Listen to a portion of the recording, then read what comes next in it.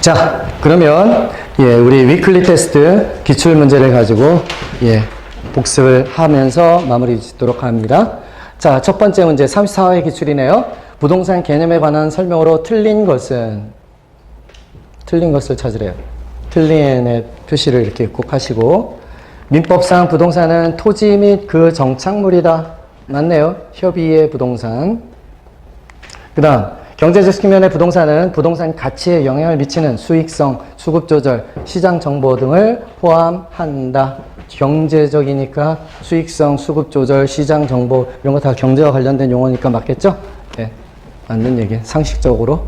물리적 측면의 부동산. 물리적 측면이라 했으니까 이거는 다른 말로 기술적이라고도 얘기하고, 이것은 공간, 자연, 환경. 그렇죠? 근데 이건 생산 요소, 자산 이런 거는 무슨 개념?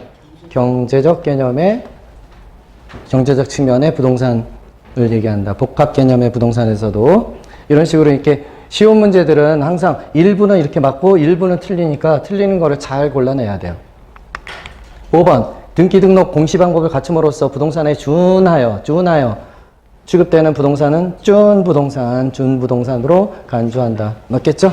그래서 협의의 부동산과 준부동산을 합쳐서 우리는 광의의 부동산, 넓은 의미의 부동산 얘기하고, 5번 공간, 여기 나왔네요. 환경. 그렇죠? 공간적 측면에서는 부동산은 지표, 지하, 공중까지도 일정한 정당한 이익이 있는 범위 내에서는 소유권이 미친다 얘기했고요. 오케이. 그러면 이거는 3번 쉽게 맞추고 넘어가야 될 문제고요. 34번 토지 관련 용어에 관한 설명으로 옳게 연결된 것은 끼어 소유권이 인정되지 않는 바다와 육지사 해변 토지, 우리는 이것을 빈지라고 표현했습니다. 빈지.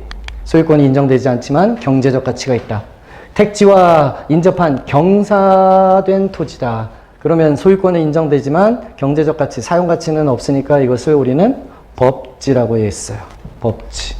그 다음 택지 지역 내에서 나왔네. 내에서 공업지역이 상업지역, 주상공 서로 움직이는 것은, 우리가 전환되고 있는 것을 우리는 이행지. 그 다음 임농택, 상호, 간에 이런 단어가 나왔으니까 표시해두고, 전환되고 있는 일단의 토지를 우리는 후보지 했고요. 따라서 답은 빈지법지, 이행지, 후보지니까 4번을 골라야 되네요. 네. 34회에 틀린 것은 세 문제가 나왔다고 그랬어요.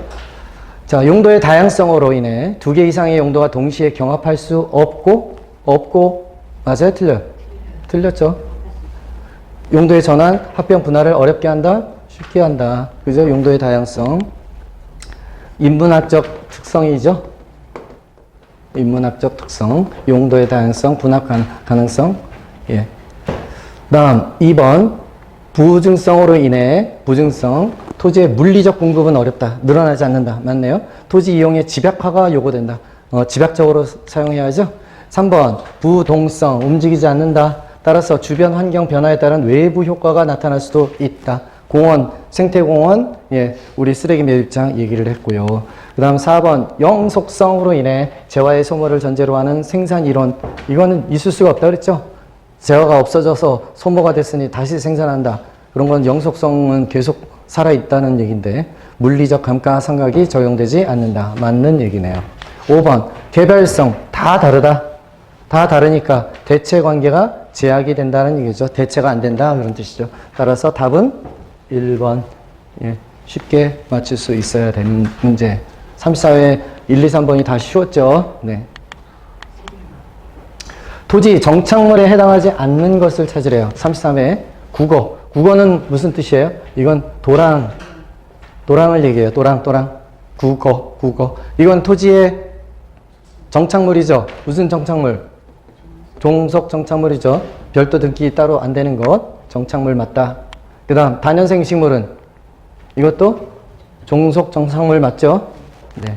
그 다음 가식증이 수목은 임시하는 거니까 이거는 정착물이 아니라 동산이라고 얘기했어. 동산. 그 다음 교량 종속 정착물 맞고요. 그 다음 담장도 종속정착물이네요. 네. 종속정착물 이외에 또 빠진 거 넣다 그러면 터널 이런 거? 네. 터널. 좋아요.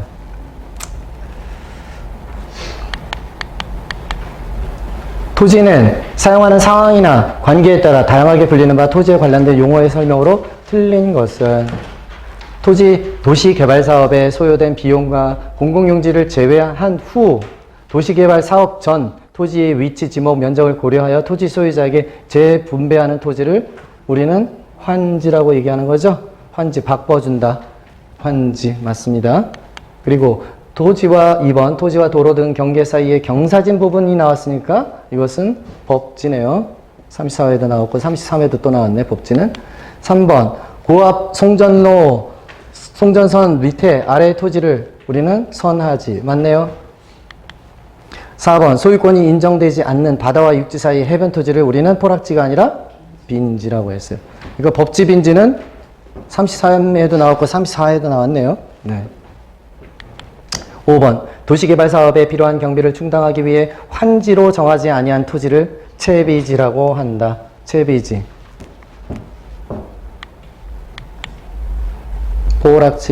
포락지는 무슨 토지? 물에 잠기는 토지. 뽀로락 소리가 나야죠. 건축물 A의 현황이 다음과 같은 경우 건축 법령상 용도별 건축물의 종류는 A. 층수가 4계층이래요. 4계층이니까 단독주택, 공동주택. 공동주택 가야죠? 공동이면 아연 다세기 중에서 찾아야 된다. 그랬더니 바닥면적 합계가 660 아래쪽이니까 아파트도 아니고 연립도 아니고 다세대가 돼야 되겠네요. 그렇죠? 모든 세대의 취사시설은 당연히 있는 거고요. 맞죠? 예, 다세대 주택. 다음, 부동산 특성에 관한 설명으로 옳은 것은 토지는 물리적 위치가 고정되어 있어 부동산 시장이 국지화가 된다. 고정성 때문에 고정성 다른 말로 부동성 같은 얘기겠죠? 예? 부동성, 고정성 같은 얘기다. 예, 국지화된다. 토지는 생산 요소와 자본의 성격을 가지고 있지만 소비재 성격은 가지고 있지 않다? 말도 안 되죠. 그 자체가 상품이다. 사고 판다. 그렇죠? 소비재. 토지는 개별성으로 인해 용도적 관점에서도 공급을 늘릴 수 없다? 있죠? 개별성이니까 개별성으로 인해서 늘릴 수 없다가 아니라 용도적 관점에서는 경제적 공급이 가능하잖아요. 개별성이 있다 하더라도 경제적 공급은 가능하다. 용도적에서는. 물리적 공급은 늘릴 수 없을 수 있지만 용도적 관점에서는 공급은 늘릴 수 있는 거죠. 토지도. 다음 4번 토지의 부증성으로 인해 토지 공급은 특정 용도의 토지에 대해서도 장단기적으로 완전 비탄력적이다. 장단기적으로 완전 비탄력적이다 아니죠. 예, 부증성에 의해서 단기적으로는 수직인 토지 공급선이 나올 수 있지만 중단기적으로는 어떻게 돼요? 경제적 공급에 의해서 용도의 전환에 의해서 우상향하는 공급선으로 바뀔 수 있다는 거죠. 장단기적으로 완전 비탄력적이다. 이거 틀렸죠. 그 다음 5번 토지는 영속성으로 인해 물리적, 경제적인 측면에서 감가상각을 하게 된다, 하지 않게 된다. 감가상각이 필요 없죠. 영속성이라는 거는 영원히 계속 사용하는 거니까 감가상각이라는 단어가 들어오면 안 됩니다. 네. 답은 간단하게 1번. 네? 1번이잖아요. 1번.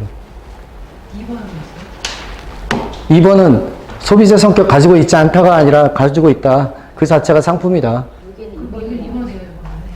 2번으로 되어 있다고요? 그러면 고쳐주시면 되고. 네. 토지 관련 용어 설명으로 틀린 것은 1번 택지지역 내에서 나왔으니까 이행지네요. 주상공 서로 용도가 변경되고 있는 것 이행지 맞네요. 2번 필지는 하나의 지번이 부여된 등록 단위다. 맞죠? 네. 3번 획지는 인위적, 자연적, 행정적 조건에 따라 다른 토지와 구별되는 가격 수준이 비슷한 일단의 토지를 말한다. 맞네요. 네. 나아지는 헐벗었다. 따라서 건물이 없고 사법상 제한이 없는 토지죠. 근데 건폐율 용적물 제한으로 건물을 짓지 않고 남겨둔 토지는 이것은 무슨 토지? 이건 뭐라고 한다? 공항지가 아니라 그냥 공지죠. 공지. 우리 저 공법에서 공개공지 배우잖아요. 공개공지. 공지. 5번 맹지는 도로에 직접 연결된 부분이 없는 토지를 말하는 것이고요. 네. 32에 다중주택의 요건이 아닌 것은 옛날이라면 다중주택 조항이 좀 바뀌었는데 예전에는 다중주택은 3하고 친했어요. 330제곱미터에 3계층에 근데 이게 바뀌었어요. 660으로. 1번 한 개동의 주택으로 쓰이는 바닥면적 합계가 660 이하이고 주택으로 쓰는 층수가 3계층 이하일 것. 맞아요? 바뀐 것으로 맞다. 그 다음 독립된 주거 형태를 갖추어 있지 않다. 다중주택은 학교 앞에 우리 원룸 생각한다고 그랬죠. 그 안엔 취사시설이 있다 없다? 없으니까 독립된 주거 형태가 갖추어 있지 않았다. 욕실은 있지만 취사시설은 설치하지 않는 것을 말한다. 그 다음 3번 학교 또는 공장 등 학생 또는 종업원 등을 위하여 쓰는 것으로 한 개 동의 공동 취사시설 이용 세대수가 전체 50% 이상인 것. 이것은 다중주택이 아니라 이것은 기숙사. 그렇죠? 네. 다중주택은 아예 취사시설이 없다. 4번 적정한 주거환경을 조성하기 위하여 건축 조례로 정하는 실별 최소 면적, 창문 설치 크기 등의 기준에 적합해야 한다. 뭐 그렇겠죠. 너무 작게 해가지고 지하방에 창문도 없고 그러면 안 되잖아요.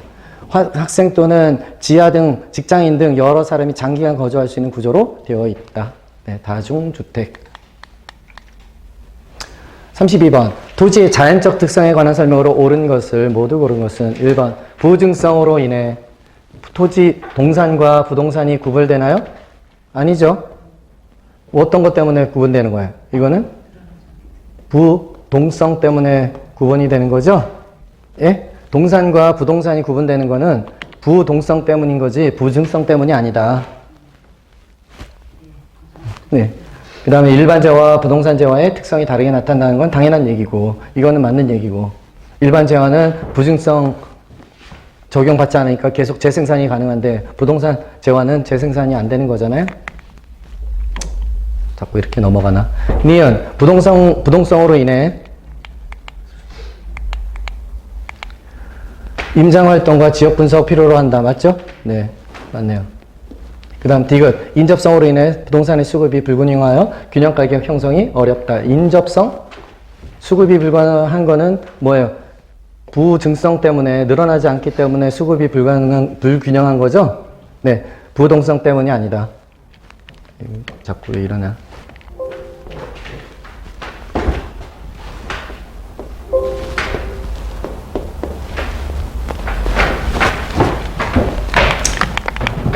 네. 부동산 수급이 불균형하다. 이것은 뭐 때문에 그렇다? 부증성 때문에. 부증성 때문에. 균형가격 형성이 어렵다. 개별성. 다 다르다는 얘기죠. 일물일가 법칙 적용이 배제된다. 맞는 얘기고. 토지시장에서 물건 간 완전 대체관계가 제약이 된다? 제약이 된다. 맞는 얘기네요. 서로 제약이 안 된다. 제약이 된다는 거죠. 제약이 안 된다면은 바꿔 쓸 수가 있는 건데 이거는 다 다르기 때문에 바꿔 쓸 수 없다 그런 뜻이니까요. 따라서 니은하고 리을이 답이네요. 자, 한국표준산업분류상 부동산 관련 서비스업에 해당하지 않는 것은 부동산 투자자문업 서비스업 맞죠? 예, 서비스업에는 뭐가 있었어요? 관중, 자평이 있었잖아요. 관리업, 중개업, 자문업, 평가업. 그래서 자문업, 관리업 있네요. 주거용 관리업 맞고요. 그 다음 중개업 맞죠? 그 다음 개발공급업은 따로 있는 거죠. 예, 부동산 관리업, 네, 관중자평. 이거는 개발공급업이죠. 개발공급, 임개공, 임대 및 개발공급업. 네, 31회에 한번 나왔어요.